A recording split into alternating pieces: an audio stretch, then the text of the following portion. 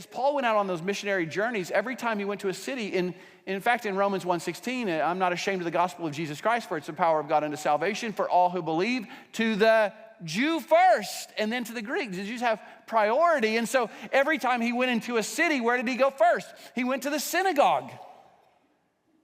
And what did they do to him? Without fail. Every time he went to a synagogue, what did they do? They ran him out of town. In fact, on one occasion, they stoned him. They thought he was dead. They just drug him outside the city and left him for dead. They thought he was dead. So make no mistake, as Paul writes these things, this is personal to him. This is not theoretical. It's not primarily theological. It's personal. He sees this happening and his heart is broken.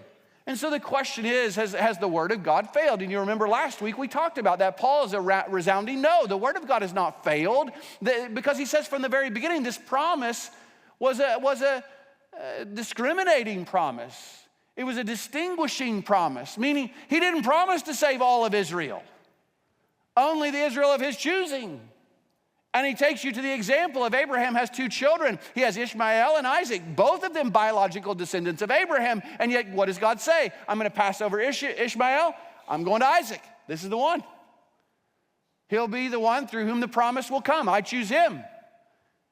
But somebody could have objected and say, yeah, but Ishmael was a bad kid, and he mocked Isaac. And we know why God picked Isaac, because Isaac was a good kid and he had a good mama.